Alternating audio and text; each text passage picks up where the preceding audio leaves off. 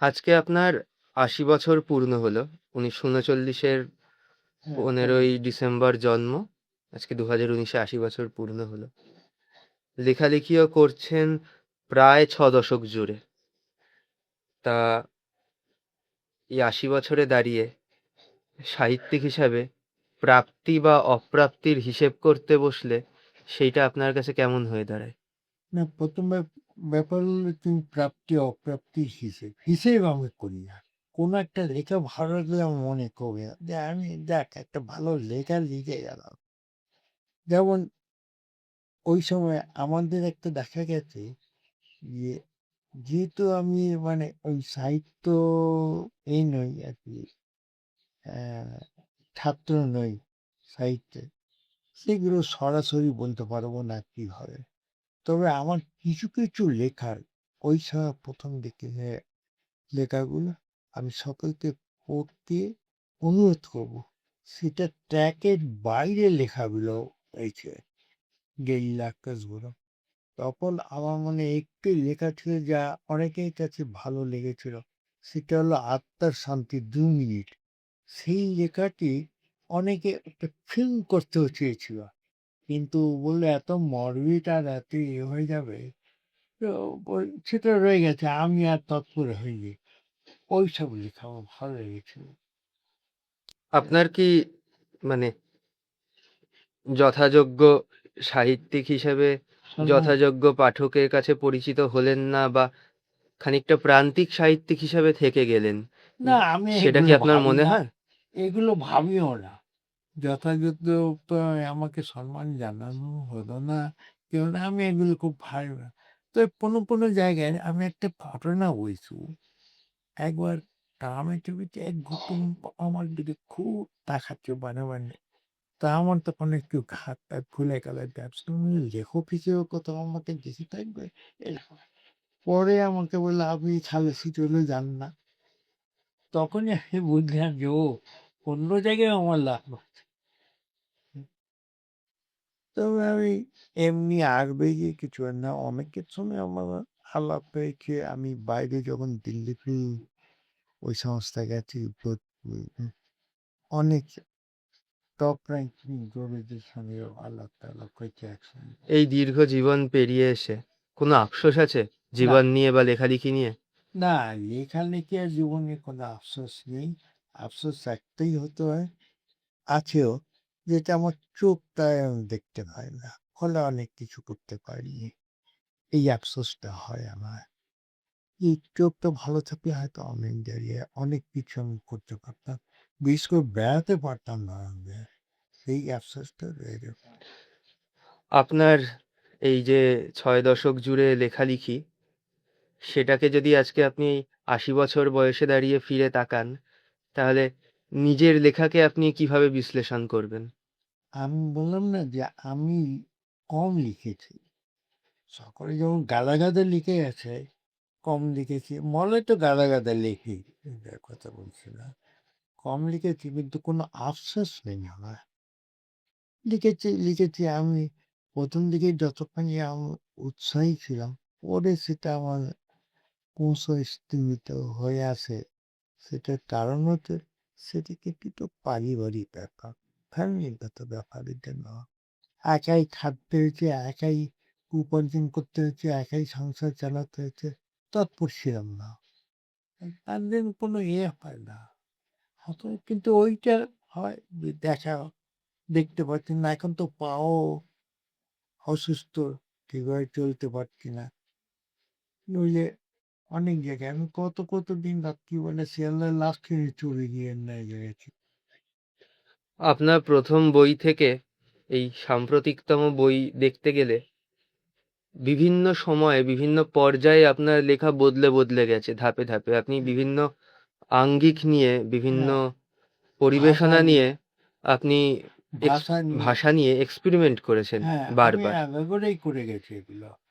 আগে আমার মানে আমি আপনি কোনো একটা ফর্মে বা স্টাইলে যদি পাঠক সমাদর পান, সেটাই যে ধরে রাখতে হবে সেই জিনিসটায় আপনি বিশ্বাসী নন। আপনি না, বারংবার নিজেকে ভেঙে নতুন জায়গায় যেতে হ্যাঁ, চাইছেন। সেটা তুমি ঠিকই ধরেছ। কিন্তু ওই ওরকম আমি যখন এক্সপেরিমেন্ট ও পরীক্ষা নিরীক্ষামূলক লেখা লিখির দিকে আছি ঝুঁকে, আমি তো চেষ্টাই করবো সবসময় পরীক্ষা নিরীক্ষা। সে কেউ করে কিছু না হলে যদি ১০০ জন পাঠকের মধ্যে ১০ জনও যদি বুঝতে পারবো যে আমার লেখা এগিয়ে গেছে, কিছুটা দাঁড়িয়েছে। তো এই ব্যাপারটা আমি এই ভাষার দিক দিয়ে করেছি। ১ম অন্যরকম, আমার ১ম বইটাও অন্যরকম। ২য় টাও ওইরকমই ভাষা নিয়ে রয়েছে। তারপর মনে করে হিন্দি, বাংলা বেশি একটা ভাষা যেটা এখন খুবই চালু এইরকম। তো একটু চেষ্টা করে গেছি। অনেকে করে, অনেকে মানে কেউ হয়তো বলল আপনার ওই ঠিক আছে। আপনার যা লেখালেখির ধারা বা যে পথ আপনি বেছে নিয়েছিলেন লেখালেখির, তাতে আপনার কখনোই বিপুল পাঠক হওয়ার বা প্রচুর পাঠক সমাদর পাওয়ার অবকাশ ছিল না।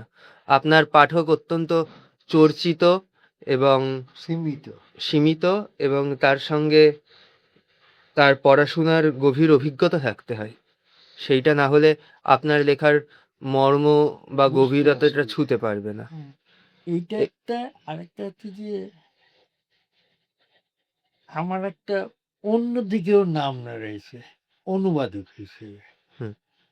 সেটা বাইরের লোকেরা যেন ও অনুবাদক হিসেবে করেছে, তারপরে হয়তো আমার ভেতরে ঢোকেন তারা। সেটাই আমার প্রাপ্তি, যে প্রথম অনুবাদ হিন্দি আমি করেছি, কবিতা টবিতা অনেকগুলো করেছি তখন। আর সবচেয়ে ব্যাপার হচ্ছে যে এই যতই এসব ভাবি না কেন, একসময় তো পেছনে লেগেছে অনেকেই, এবং এখন নিজেদের লোকেরাও একসময় লেগেছে পরে। এ, কি হলো তাতে? যে যেমন লিখবে সে তো থাকবেই, যার কাছেই থাক। আপনার কবি সত্তা আপনার বেশি প্রিয় নাকি লেখক সত্তা বেশি প্রিয়? লেখক, আমি লেখক সত্তাকে ওতে আমি ও ক্যানভাসটা ফিসাল, এবং আমি ভালোভাবে এক একটা জায়গায় দাঁড়াতে পারি। তুমি আমার লেখার আহ, গদ্য দেখবে, তুমি আমার লেখার ভাষা প্রয়োগ দেখবে, এই সমস্ত দেখে তুমি বুঝতে পারবে যে আমার গদ্যটা বেশি প্রিয় দেখবে। আচ্ছা, হাংরি আন্দোলনের সময়কার যে সুবিমল বসাক সম্পর্কে আমরা পড়েছি বা আলোচনার মাধ্যমে জেনেছি, সেই সুবিমল বসাক সময়ের সঙ্গে সঙ্গে অনেক স্থিতধী হয়ে এসছেন স্বভাবের দিক থেকেও। সেটা ৭-এর দশকে, ৮-এর দশকে। ৭-এর দশকে এসে আপনি মানে হাংরি লেখালেখির থেকে খানিকটা সরে গিয়ে অনুবাদে বেশি মনোনিবেশ করেছেন। কিন্তু কোথাও কি এখনো অবধি সেই কম বয়সের যে ধারা বা যে আদর্শ ছিল একটা, যে প্রতিষ্ঠান বিরোধিতা, সেই আদর্শটা কি পরবর্তীকালেও বজায় রাখতে পেরেছেন বলে আপনি মনে করেন? এটা এটা সম্ভব নয়। বয়সের সঙ্গে সঙ্গে সবই পাওয়া যায়, হয়তো আমরা এড়িয়ে যাইছি ব্যাপারটা। মনে কর বিদ্যাসাগর মশাই, তার মাথাতে রয়ে গেল ১০ বছরের ওপর একা, সে কি পুরনো জায়গায় ফিরে আসতে পারেননি? কিন্তু উনি ওই জায়গায় কামারহাটে থেকে উনি যা করেছে সে বিষয়ে কিন্তু খুব একটা বেশি আলোচনা হয় না। এইগুলো মাইকেলের সম্পর্কে তাই বলতে পারি যে এ, ঠিক আছে, উনি ওই দিকে স্টপ করে দিলেন, কি আমি আর লিখবো না, লেখার দরকার নেই মা। এই দীর্ঘ জার্নি শেষে পাঠকের থেকে প্রচুর ভালোবাসাও পেয়েছেন, সমালোচনাও পেয়েছেন। হাংরিদের কাছে সমালোচনা একটা বড় বিষয়। সামগ্রিক মিলিয়ে এই ৮০ বছরের জন্মদিনে সাহিত্যিক হিসাবে আপনার অভিজ্ঞতা কিরকম বা অনুভূতি কিরকম? খুব ভালো, খুব ভালো প্রশ্ন। আমাকে কোন ঠাসা করার মতো ব্যাপার এগুলো তোমার মধ্যে রয়েছে দেখছি।